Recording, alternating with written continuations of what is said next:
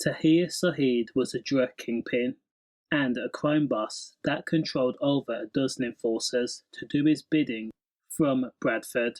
The 42-year-old man was manic, astute, paranoid, but also a keen businessman. His sole motivation was to make as much money as possible, and according to the National Crime Agency, the Bradford man had imported tons of Class A to make that happen, white and H to be specific, into the UK between 2016 to 2021. He had a run of 5 years to make major money, millions of pounds. The word tons is meant to be literal. The National Crime Agency says that they saw evidence that showed that Tahir Syed was shipping consignments of up to 200 kg at a time. Now, each time the route was meticulously planned. The Class A would be hidden beneath containers of frozen chicken that was unfit for consumption, and then the Class A would pass through the Netherlands before arriving at different locations rented out by Tahir Syed before arriving at an address in Bradford. The chicken would then be scrapped, and in one occasion the chicken was not even scrapped, it was left right there abandoned in the unused shop that was rented out by Tahir's crime gang.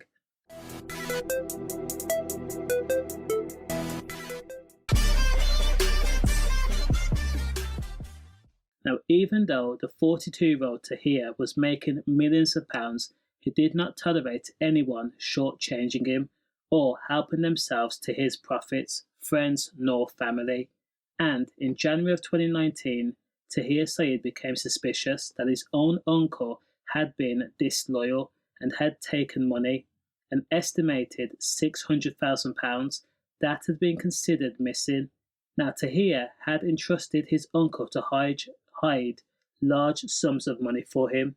So Tahir arranged for his uncle, 39-year-old bus driver Asghar Badshah, to take a lie detector test to determine if, number one, he had taken the £600,000, and number two, if he knew where the money was. Now, Asghar took the test. He was in no position to say no. However, the administrator of the test had caught Tahir Syed and informed him that his uncle had failed the test. That was proof in Tahir's mind that Asghar had stolen the money from him.